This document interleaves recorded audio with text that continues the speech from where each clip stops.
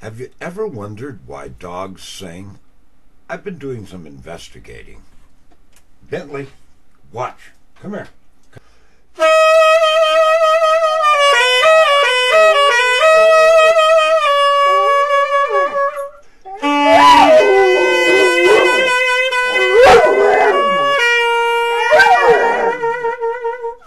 Now, I have more to demonstrate why dogs sing, and then I'm going to come up with a theory as to why dogs sing. A few years ago, I had two dogs, Charlie and my Rottweiler Lady. Some friends were here. It had been a rough day, and we decided that we would howl like wolves. And something very interesting happened. I want you to listen to this. The two people and two dogs. And if you'll notice how the dogs join in.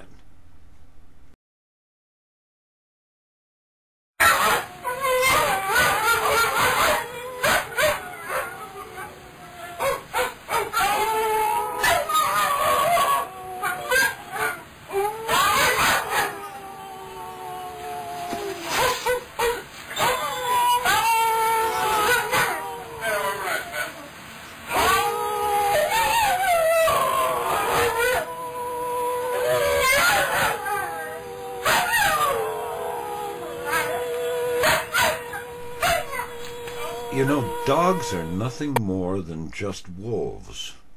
And I really think when we play the piano and the dog sings, or we sing and the dog sings, the dog is going back to its roots.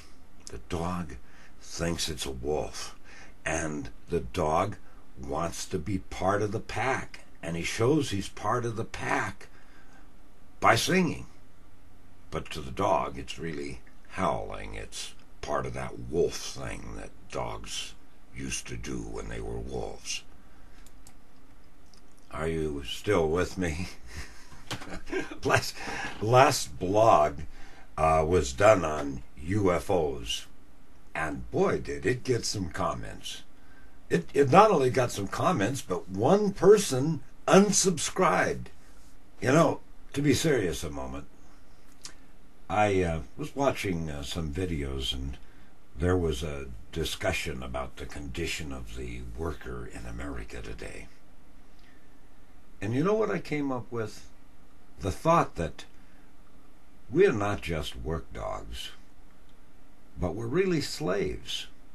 Yeah, that's what we are. What is a slave? A slave's a person who works, but he doesn't get to keep the results of that work. Don't most of us do that now? We work every day to pay the bills. The government takes their cut. The credit card companies take their cut. And when it's all done, we don't have any money. So really, that's what we are, is slaves. Now let's go on to the rest of the story. More on that remarkable day when flying saucers zoomed over Roseburg. But the part of the UFO story that's never ever been told. The things that went wrong on that UFO story. First of all, we did get some video, 16mm video of that thing, whatever it was, that was on top of Ruston Ridge. And it's very strange, but the 16mm video, we took 100 foot of the 16mm video. And I had been told, whatever you do, do not send that to a developer. Give it to me. I will develop the pictures you have. And by the way, I have to say these were just lights. They were not disc-shaped objects. It wasn't anything that dramatic anyway. So I sent, because I didn't trust those people that said, give it to me, I sent 100 foot of 16mm film, of which the last 20 foot was of the UFO that we had videotaped. They didn't videotape then, it was 16mm, that we had the film of. Lo and behold, when it comes back from the photo lab, the last 20 foot, the footage of the little light moving up and down was gone. Just wasn't there. They gave us 80 foot, we sent 100 foot. Anyway, I know that happened. But to go back to this story of what really happened on Ruston Ridge, there was this triangular shaped thing on top of the mountain, and there was a beam of light, and people were walking around. They saw flashlights. There was a bar, a tavern, a store. It was called Looking Glass Tavern, I think. Or was it the Looking Glass Store?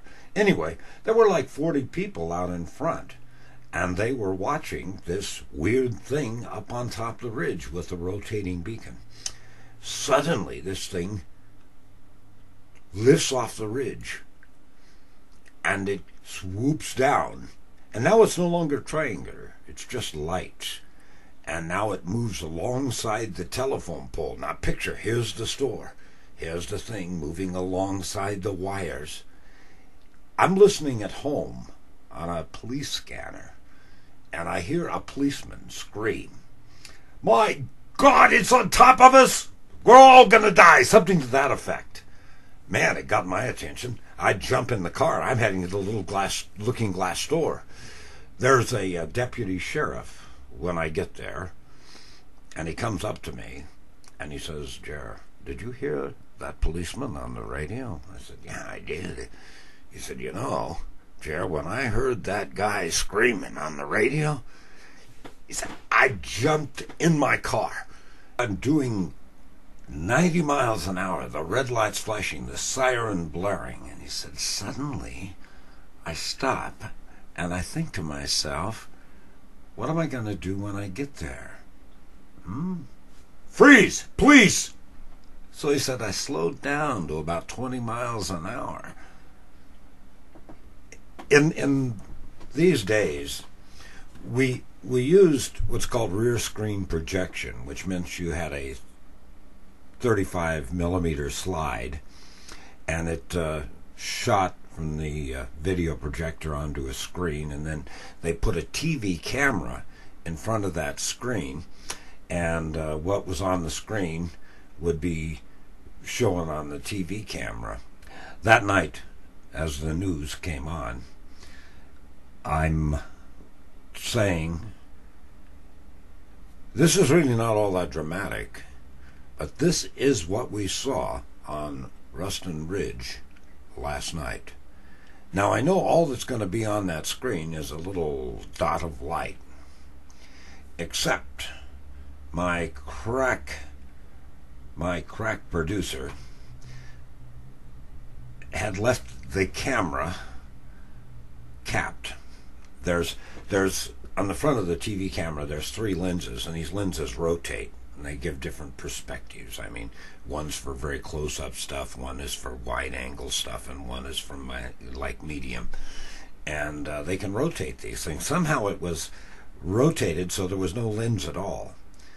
So now here are all these people at home expecting to see a single picture of a little light on the screen, and I am saying this is exactly what we saw on Ruston Ridge last night. And on the screen is absolute black, nothing.